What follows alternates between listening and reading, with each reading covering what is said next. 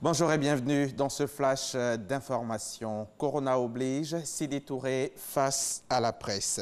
La prise en charge des malades, la quarantaine, la flambée des prix des denrées alimentaires, toutes ces questions et bien d'autres encore ont été évoquées par le ministre, porte-parole du gouvernement, qui avait à ses côtés des responsables des secteurs des transports, de la santé et de l'économie. C'est Franck Quadio qui y était pour RTI 1. Son compte rendu. 10 mars 2020. Le premier cas de malade porteur de Covid-19 est déclaré. La Côte d'Ivoire, déjà depuis le 4 mars, en mode plan de réplique axé sur la surveillance épidémiologique, renforce son dispositif, surtout que 9 cas sont détectés depuis. Un point avec la presse donc pour les précisions supplémentaires. En vue de protéger les populations face à cette pandémie, le Conseil national de sécurité du lundi 16 mars 2020 a adopté un certain nombre de mesures.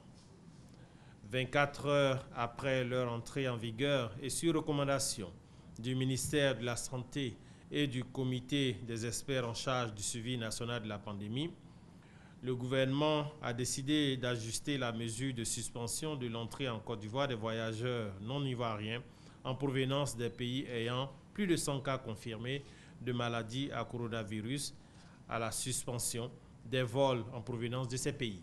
Des mesures drastiques qui prolongent le régime de prise en charge choisi par le gouvernement, celui de l'autoconfinement ou autoquarantaine. Des dispositions sanitaires cependant sont prises.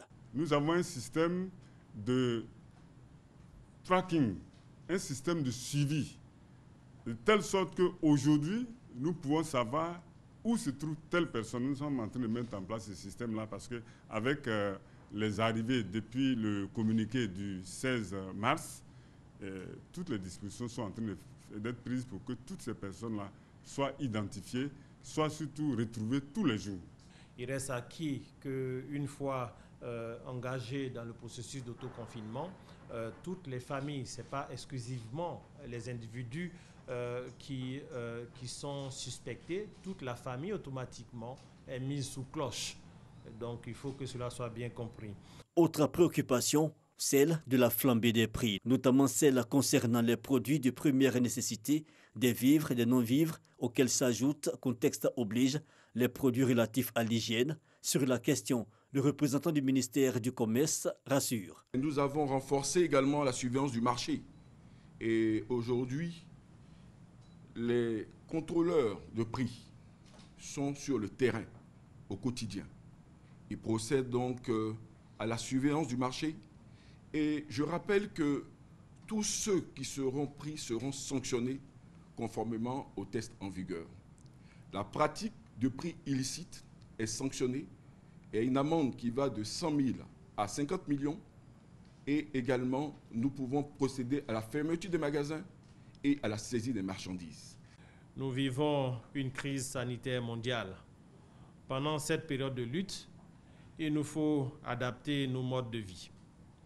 Le gouvernement en appelle à nouveau à la sérénité, au civisme, à la discipline et surtout à la responsabilité des uns et des autres.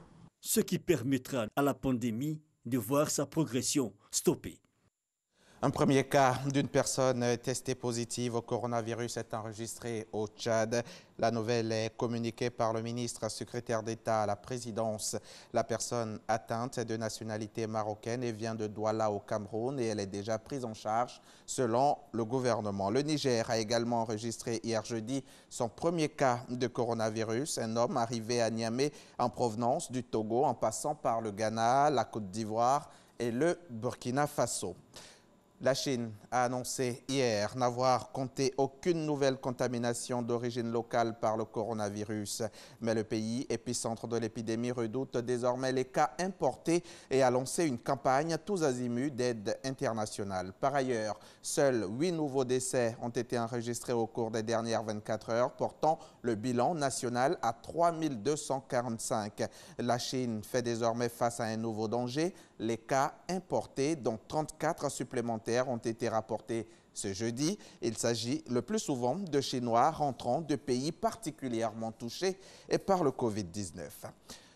15 ans de prison. C'est ce que le gouvernement roumain prévoit pour toute personne dont le comportement incivique aura causé la mort d'une tierce personne dans le contexte du coronavirus. Les autorités redoutent que le virus ne se propage avec le retour de la diaspora au pays. Il y a relativement peu de cas de coronavirus pour le moment en Roumanie. Seules 277 personnes ont été contaminées pour 0 décès, ce qui n'empêche pas les autorités de durcir le ton et de prévenir les comportements inciviques durant la pandémie. Au fur et à mesure de son avancée sur la planète, l'épidémie de coronavirus fait chuter les émissions de gaz à effet de serre et la pollution aérienne partout où la réponse à la pandémie affecte les déplacements et le travail. On pourrait considérer que cet effet connexe à l'extension planétaire de l'épidémie est plutôt bénéfique. C'est donc une bonne nouvelle pour le climat, mais cette baisse drastique des pollutions aériennes est également bénéfique pour les humains. Fin de ce flash, à tout à l'heure, 13h pour le journal.